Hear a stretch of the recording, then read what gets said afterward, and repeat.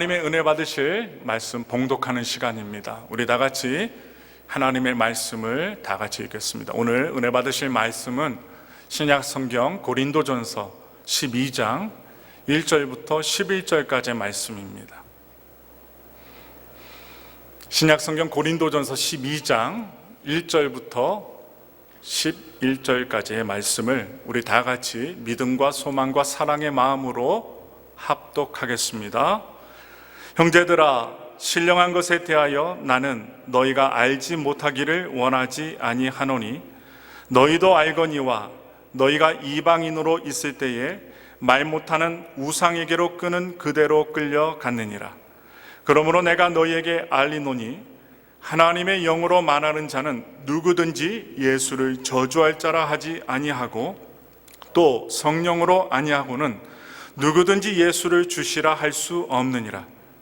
은사는 여러 가지나 성령은 같고 직분은 여러 가지나 주는 같으며 또 사역은 여러 가지나 모든 것을 모든 사람 가운데서 이루시는 하나님은 같으니 각 사람에게 성령을 나타내심은 유익하게 하려 하심이라.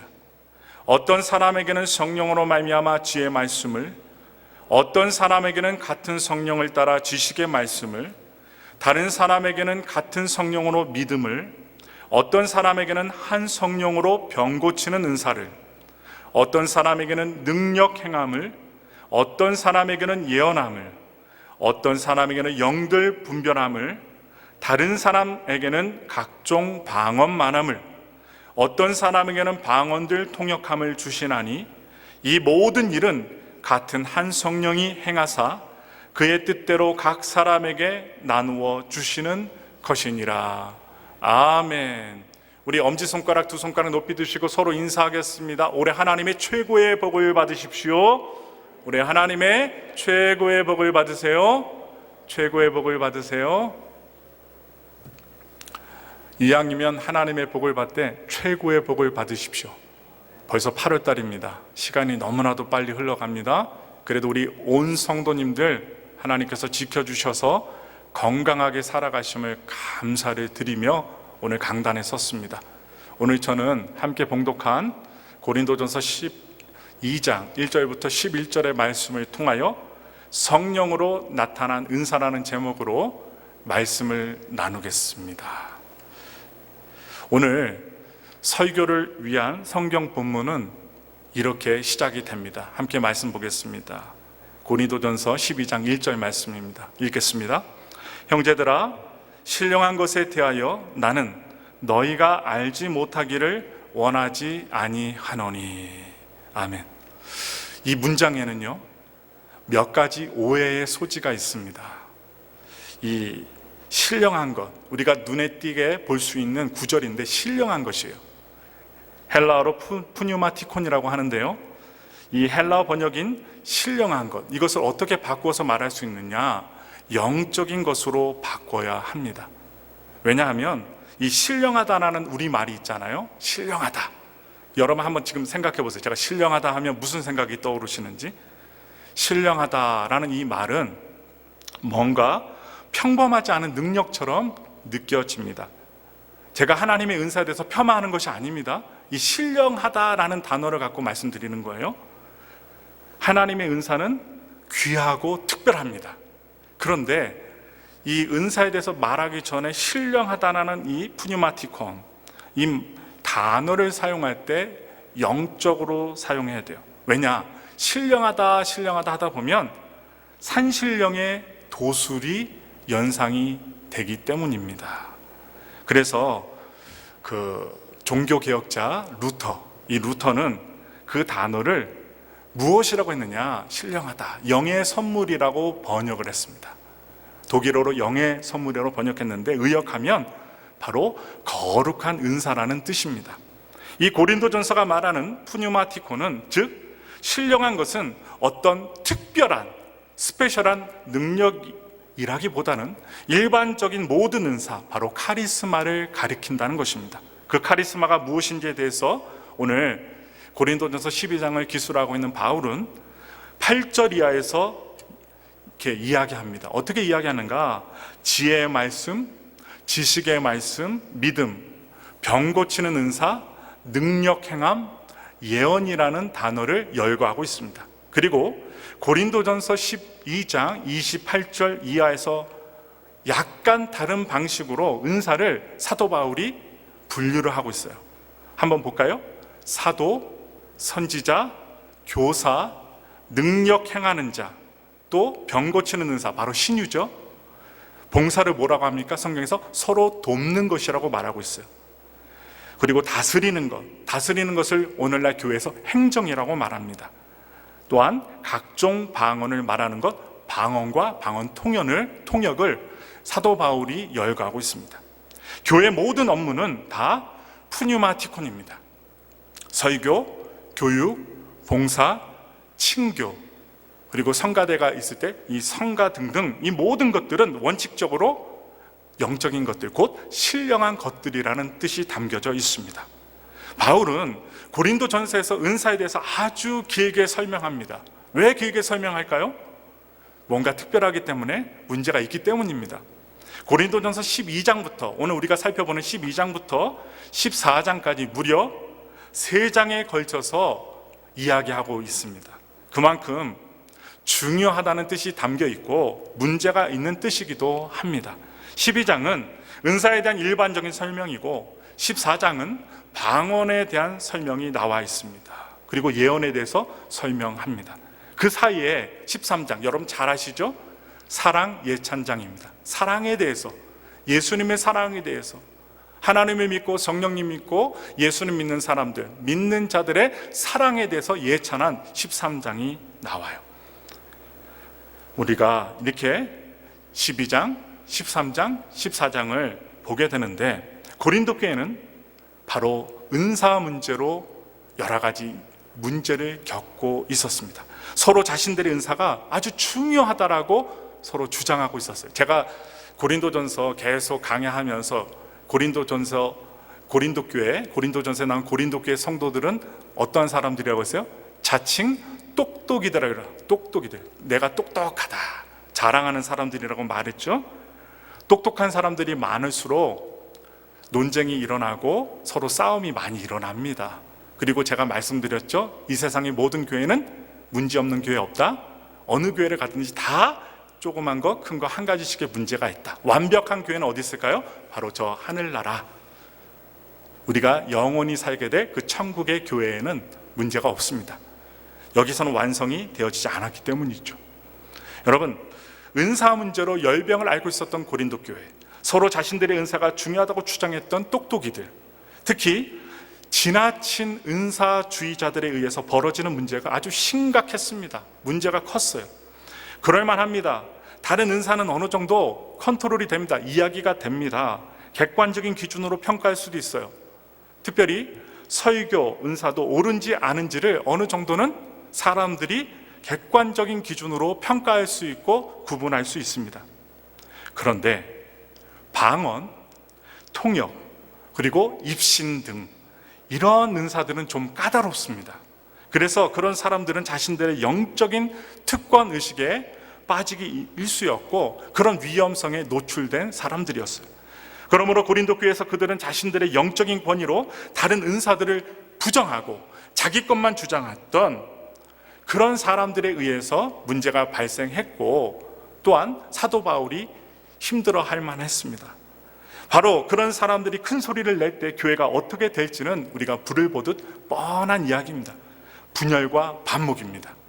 여러분, 예수님이 함께 하시는 곳에는 무엇이 있어요? 하나됨이 있습니다. 통일성이 있습니다. 사랑이 있습니다. 그런데 하나님이 성령님을 통해서 은사를 주셨는데 사람이 교만하게 되면, 자기 주장을 하게 되면 무엇이 일어나게 되는가? 분열과 반목입니다. 그것이 얼마나 심각했는지는 고린도 회중들이 바울의 리더십을 거부할 지경까지 이르게 되었습니다. 심지어 바울은 고린도 교회에 가고 싶어도 갈 수가 없었습니다. 왜냐하면 싫어했기 때문입니다. 우리 다 같이 고린도 후서 10장 10절의 말씀을 다 같이 읽겠습니다. 그들의 말이, 그의 편지들은 무게가 있고 힘이 있으나 그가 몸으로 대할 때는 약하고 그 말도 시원하지 않다. 바로 그런 식으로 바울을 폄하했습니다.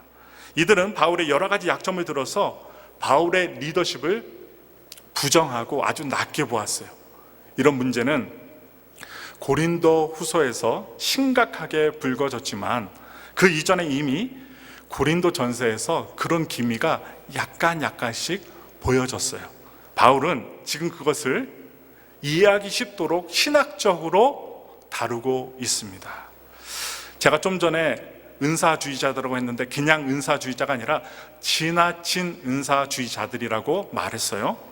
은사를 받았는데 지나치게 은사를 주장하는 거예요. 그런 사람들이 문제를 많이 일으켜요. 이 지나친 은사주의자들로 인해서 벌어지는 교회 분열과 이 반목 문제를 어떻게 해결해야 할까요? 문제가 생겼어요. 은사를 받았는데 너무 자랑하는 거예요. 자기만 스페셜하다고 생각하는 거예요. 목사님도 옆에 있는 성도들도 아무렇지 않게 자기가 받은 은사만 자랑스럽고 높고 특별하다 생각하는 거예요. 여러분, 이러한 지나친 은사주의자들의 그 주장들은 조심하라고 다그친다고 해서 권면한다고 해서 해결되지 않습니다. 교회법으로 해결하기도 힘듭니다. 또한 힘으로도 해결할 수가 없어요. 한쪽의 힘이 다른 한쪽을 완벽하게 제압할 수 있을 정도라면 모를까? 이 고린도 교회처럼 제잘난 사람들이 많은 교회에서는 그 해결함이 불가능합니다. 최소 논리적으로 이해가 될 때만, 동의가 될 때만 해결이 될 수가 있어요. 오늘 본문에서 바울은 이 문제를 어떻게 이야기하면서 사도 바울이 해결하고 있는지 한번 살펴보겠습니다. 바울은 은사의 형식이 아니라 은사의 내용이 관건이라고, 아주 중요하다라고 주장하고 있습니다.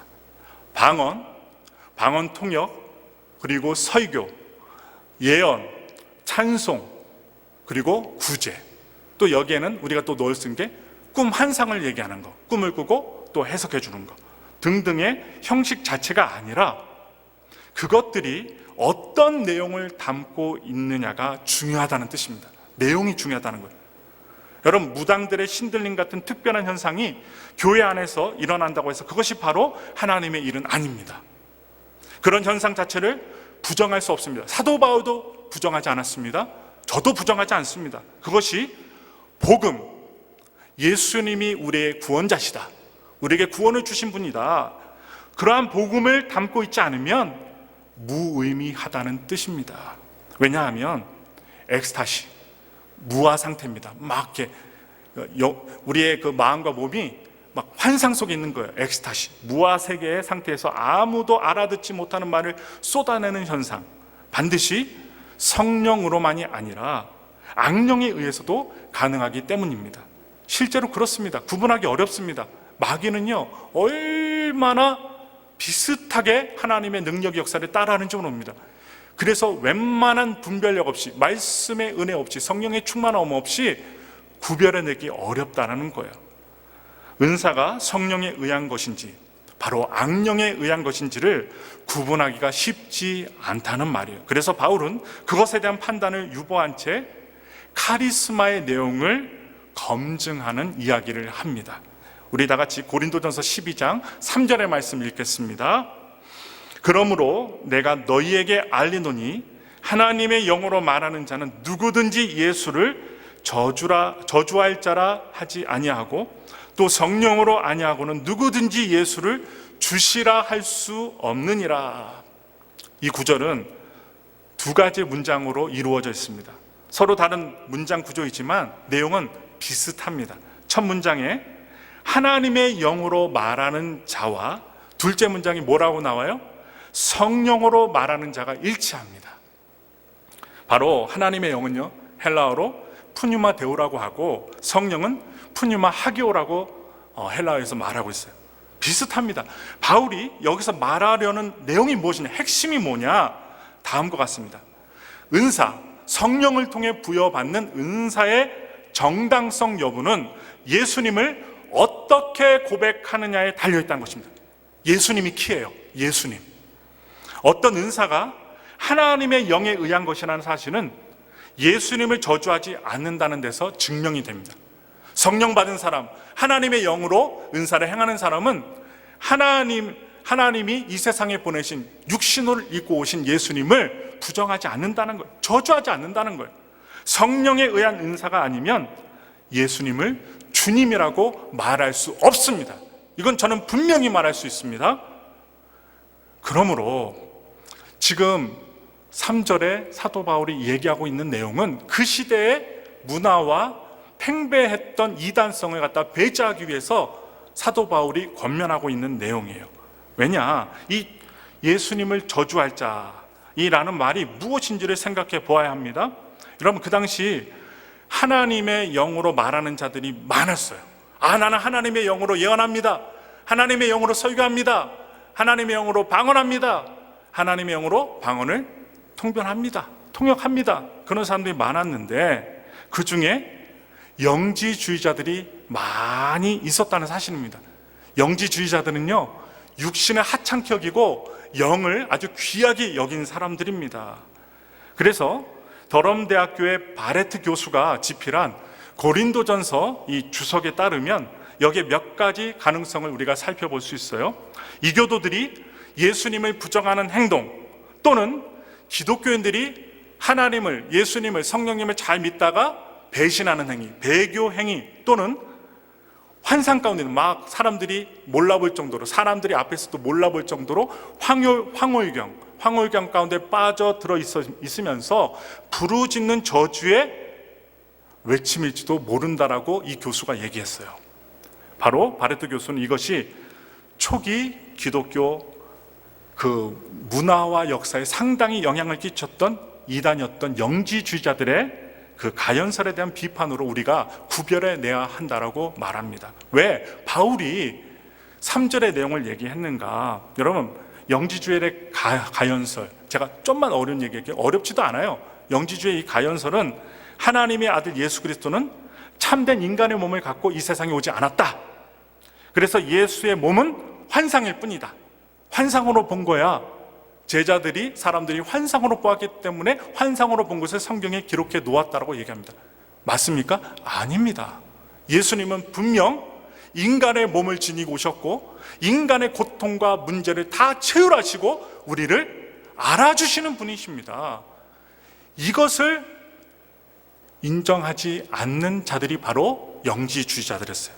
그래서 고린도전서 12장 3절, 좀 전에 우리가 읽었던 그 말씀, 바울은 영적으로 신령하다고 하는 영지주의적인 생각을 하는 성도들에 대하여 성령으로 말하는 자들은 예수님의 육신을 저주하지 않고 예수님의 육신과 신성을 다 인정하는 자들이라고 지금 권면하고 있는 것입니다. 구별하라는 것입니다. 그래서 이 요한일서 4장 1절부터 3절의 말씀을 이 바레트 교수가 구별법으로서 제시합니다. 우리 한번 읽어보겠습니다. 사랑하는 자들아, 영을 다 믿지 말고 오직 영들이 하나님께 속하였나 분별하라. 많은 거짓 선지자가 세상에 나왔습니다. 이로써 너희가 하나님의 영을 알지니 곧 예수 그리스도께서 육체로 오신 것을 시인하는 영마다 하나님께 속한 것이요 예수를 시인하지 아니하는 영마다 하나님께 속한 것이 아니니 이것이 곧 적 그리스도의 영이니라. 오리라 한 말을 너희가 들었거니와 지금 벌써 세상에 있느니라. 예수님이 육신으로 오신 것, 그리고 그것을 분별하는 것입니다. 예수 그리스도께서 육체로 오신 것을 시인하는 영마다 하나님께 속하였다는 것입니다. 이것을 듣고 분별하는 거예요. 오늘 본문에서 바울의 관심은 은사에 대한 분별입니다. 과도한 지나친 은사주의에 대한 경고입니다. 악령에 의한 것일 수도 있을 뿐만 아니라 다른 사람이 판단할 수 없는 은사에 치우치면 결국 교회를 병들게 할 수 있다는 것. 교회만이 아닙니다. 그 가정, 지나친 은사주의를 믿고 맹목적으로 따르는 그분의 가정까지 종교적으로 아니면 믿음적으로 아주 혼란하게 될 수 있다는 뜻입니다. 은사가 중요한 게 아니라 신앙 고백이 중요합니다. 신앙 고백. 은사 현상만으로는 성령에 의한 것인지 아니면 악령에 의한 것인지가 구별되지가 않습니다. 예수님을 성경에서 뭐라고 하냐? 퀴리오스라고 합니다. 퀴리오스, 주여 합니다. 여러분들이 힘들 때, 기도할 때 제일 먼저 뭐라고 해요? 주여 하죠. 바로 성경에서 퀴리오스라고 말하고 있어요. 바로 퀴리오스, 예수님을 주라고 고백할 때만 그것이 성령에 의한 것이라는 사실을 증명할 수 있다는 사실입니다. 다시 말씀드립니다. 겉으로 나타나는, 보여지는 은사의 현상이 아니라 참된 신앙을 고백하는 것이 중요하다는 것입니다. 참된 신앙을 고백하는 사람들은 어떻게 생활합니까? 그 행동이 달라요. 거짓말을 해야 될 상황에서 거짓말을 하지 않습니다. 하나님의 믿음으로 말씀대로 살아갑니다. 내가 좀 손해를 볼지라도 주님을 인정하고 주님을 나의 주인이라고 고백하는 사람들이기 때문에 그의 삶이 세상 사람들과는, 믿지 아니하는 사람들과는 뭔가는 행동이 다르게 나타납니다. 다시 말씀드립니다. 겉으로 드러난 은사의 현상이 아니라 참된 신앙을 고백하는 것이 중요하다는 사실을 말씀을 드립니다. 더 나아가서 다른 사람이 갖고 있는 TV나 아니면 유튜브에서, 또 아니면 다른 교회 사람들이 간증하고 있는 어떤 신비로운 은사가 없더라 하더라도 예수님을 주님으로 고백할 수 있다면 바로 그 사람은 기독교 신앙의 중심에 바로 서 있는 사람이라는 것을 믿으시기 바랍니다. 여러분들이 하나님을 찬양하고 신앙 고백 드려요. 그러면서 마음에 예수님이 나의 주님이 되십니다. 내가 이러한 어려움 중에 있지만 나의 주님이 해결해 주심을 믿습니다. 끝까지 견디고 이겨내겠습니다. 이렇게 주님 앞에 신앙생활을 하시는 거예요. 사실 예수님을 주님으로 고백한다는 게 간단한 게 아닙니다. 사도신경을 암송하고 주기도를 드리고 성탄에 예수님께 찬송을 올려드리고 심지어 밥을 안 먹으면서, 물을 안 먹으면서 금식 기도를 드린다고 하더라도, 그리고 교회 공동체를 위해서 많은 헌금과 시간을 투자하더라도 그것만으로 예수님을 주님으로 고백하는 것이 아닙니다. 예수님 안 믿는 사람들도 헌금 많이 할 수 있어요. 금식 기도 하는 척 할 수 있어요. 찬송도 부를 수 있어요. 주기도문도 입으로만 할 수 있습니다. 여러분, 예수는 주님이시다, 예수님은 나의 주님이시다라는 고백은 자신이 좋아하는 고백을 전제합니다. 종은요, 자신의 뜻이 아니라 주인의 뜻에 순종합니다. 자신의 뜻을 관철시키는 게 아니라 주님의 뜻을 바라보고 믿고 따르는 자들이 바로 종입니다. 자신의 생각과 의도를 축소시키고 주인의 생각과 의도를 확대시킵니다. 종의 자유는 자기 스스로가 아니라 주인과의 관계에서 종과 주인의 관계가 성립이 되는 거예요. 예수가 주님이라는 말이나 우리가 종이라는 말은 여러분들이 너무나도 설교 시간에 많이 들으셔서 식상하다고 생각하시는 분들이 많이 계실 겁니다. 그런 태도는요, 노예 근성을 키울 뿐이지 바울 시대는 그런 노예, 종과 같은 자세가 필요했을지 모르나 지금은 21세기야, 현대 살고 있는데 무슨 종의 자세를 가지란 말이야 라고 생각하는 성도님들도 계실 수도 있어요. 그런 생각은 바울을 오해하고 있는 겁니다. 바울은 불의를 보고도 무작정 또는 자신에게 어떤 불이익이 오지 않을까 두려워해서 무조건 두 손 들고 항복하고 침묵하라는 게 아닙니다. 가만히 있으라는 말이 아니에요. 그건 순종이 아니라 굴욕입니다. 예수를 주님으로 고백하는 사람의 순종은 전혀 다른 차원이라는 것입니다. 그 다른 차원에서만 바로 교회 일치가 가능하고 믿는 가정의 일치가 가능합니다. 그것이 과연 무엇일까요? 그것은 바로 성령입니다. 성령.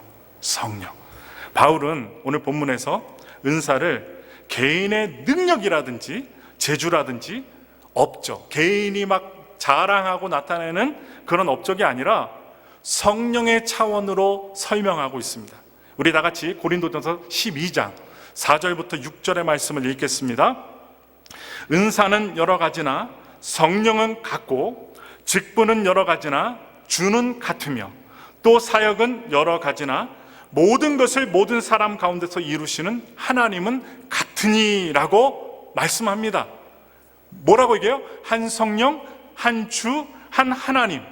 그 하나님이, 한 성령이, 한 주님이 신자들에게 나타나는 각양 은사의 핵심, 중심이라고 말하고 있습니다. 그리고 이어서 8절부터 각양 은사를 이야기합니다. 각종 은사를 이야기해요. 바울은 은사 문제를 고린도전서 12장 11절에서 이렇게 마무리하고 정리합니다. 우리 한번 읽겠습니다.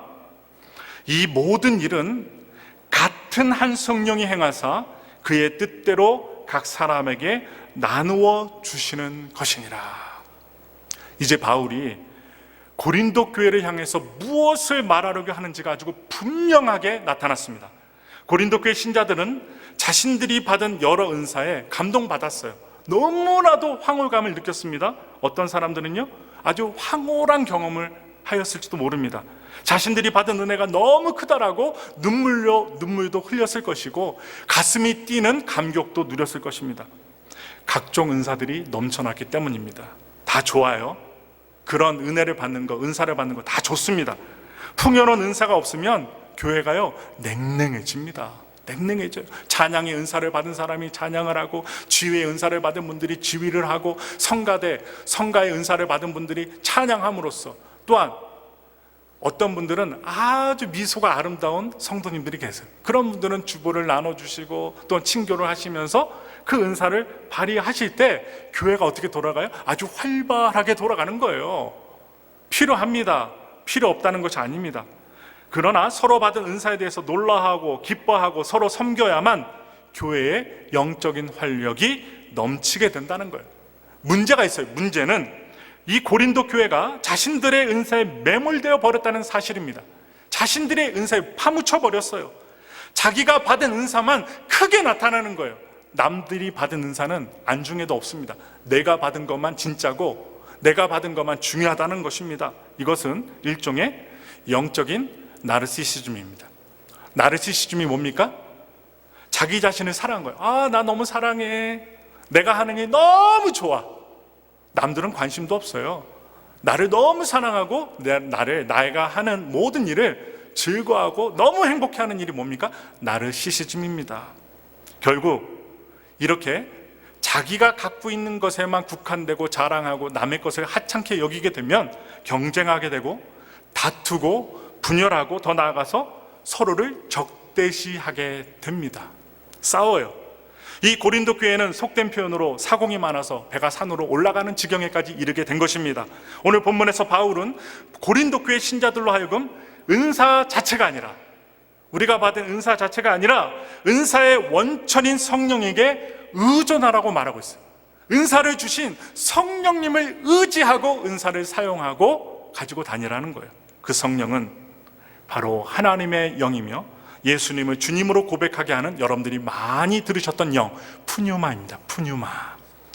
그러므로 은사의 원천인 성령에게 의존한다는 말은 성령님의 존재론적 능력을 바로 신뢰한다는 뜻입니다. 은사는요, 모두 존재론적으로 동일한 원천에서 출발합니다. 바로 성령님으로부터 출발한다는 거예요. 따라서 모든 은사는 기능적인 차이가 있을 뿐이지 질적인 차이가 없다는 사실이에요. 제가 예를 들어서 말씀을 드리면, 제가 지금 강대상에서 설교를 하는 행위와 어떤 성도님이 교회 토요일날 오셔서 교회 청소하는 그 은사의 행위는 질적으로 동일한 은사라는 거예요. 뭡니까? 설교하는 사람은 더 권위가 있다거나 교회에서 청소하는 은사로 청소하는 분은 권위가 떨어진다는 게 아닙니다. 동일하다는 거, 하나님 보시기에 동일하다는 거예요. 이게 너무 이론적이고 너무 이상적이어서 현실과는 동떨어진 말일까요? 아닙니다. 제 이야기가 아니에요. 오늘 사도 바울의 이야기입니다. 이 사실을 아는 사람이라고 한다면 공연한 일로 자기가 받은 작은 은사로 교회 일치를 훼손시키는 일을 예수님을 고백하는 입술로, 그 몸으로 회파치 못할 것입니다. 정말입니다. 예수님을 주로 고백하는 사람이 교회를 회파하면 되겠습니까? 아니겠지요. 이론적으로도 맞지가 않아요. 저는 바울의 이 은사론이 교회의 일치를 위해서만이 아니라 세상의 일치를 위해서 필요하다라고 생각합니다. 이미 종교개혁자들이 가르쳤어요. 어떻게 가르쳤어요? 직업은 모두 하나님께로 받은, 부르심을 받은 소명이다. 성직과 세속직이 구별되지 않는다. 높은 자리와 낮은 자리가 질적으로 구별될 수 없다는 말입니다. 목사나 신학자나 기업의 총수나 말단 직원이나 아파트 경비원, 아니면 좀 일할 때 심한 악취가 나는 청소부들, 아니면 더 나아가서 집에서 집을 지키고 청소하고 설거지하고 청소하시는 그런 분들의 이르기까지 높고 낮음이 없다라는 거예요. 모두 소명을 받아서 살아간다는 거예요. 하나님이 보시기에 똑같은 의미를 가진 소명을 받은 분들이란 것입니다. 모든 직업이 거룩합니다. 여러분들이 갖고 계신 모든 직업이 거룩해요. 바로 성령의 일이라는 것입니다. 이게 분명하다면 이 사회 구조가 어떻게 변할까요? 바로 아름답게 변화된다는 거예요. 누구는 기업의 CEO라고 해서 아주 높임을 받고, 누구는 구멍가게 한다고 해서 아유 별 볼 일 없네, 이렇게 차별을 받아서는 안 된다는 것이죠. 하나님이 각기 다른 소명과 은사를 주셨기 때문에 그 소명으로 열심히 자기 분야에서 일한다는 사실을 하나님의 소명을 통해 우리는 의식화해야 돼요. 이것을 위해서 우리는 협상할 수도 있고, 또한 양보도 할 일이 있으면 양보도 해야 됩니다. 사랑하는 엘파소 순복음교회 성도 여러분, 우리가 살고 있는 현실은 바울의 은사론, 지금 12장에서 말하고 있는 은사론으로만 뚫고 나가기가 만만치 않습니다. 사람들이 너무나도 세상적으로 변했기 때문에 이 은사론을 말해도 잘 들어먹질 않아요. 사회 구조도 구조지만 우리 의식 자체도 그걸 담아내기에는 역부족이라는 것입니다. 교회 밖에서만이 아니라 교회 안에서도 마찬가지예요. 다른 길이 없습니다. 각자 구조적인 태도로 우리의 각약 은사가 성령으로부터 주어졌다는 그 놀라운 사실을 분명하게 인식하고 경험할 때 우리는 겸손해질 수가 있어요. 내가 잘나서 받은 게 아니라 성령님께서 나를 사랑해서 주신 것이다 하면 어떻게 해요? 종의 마음으로 겸손할 수 있다는 거예요. 일종의 영적인 의식화입니다. 이런 의식의 변화와 심화로부터 우리는 예수님의 십자가가 왜 사람들의 눈에는 미련한 것이지만 믿는 사람들에게는 하나님의 능력인지를 더 깊이 인식하게 될 것입니다. 우리 말씀 볼게요. 마지막으로 고린도전서 1장 23절부터 25절의 말씀 우리 믿음으로 읽겠습니다. 우리는 십자가에 못 박힌 그리스도를 전하니 유대인에게는 거리끼는 것이요 이방인에게는 미련한 것이로되 오직 부르심을 받은 자들에게는 유대인이나 헬라인이나 그리스도는 하나님의 능력이요 하나님의 지혜니라. 하나님의 어리석음이 사람보다 지혜롭고 하나님의 약하심이 사람보다 강하니라. 우리는 성령으로 말미암아 받게 된 주어진 은사로 십자가에 못 박히신, 그리고 부활하신 그 예수님을 자랑하고 증거하는 믿음의 사람들이 되어야 합니다. 그러한 믿음의 사람들이 되시기를 예수님의 이름으로 축원합니다.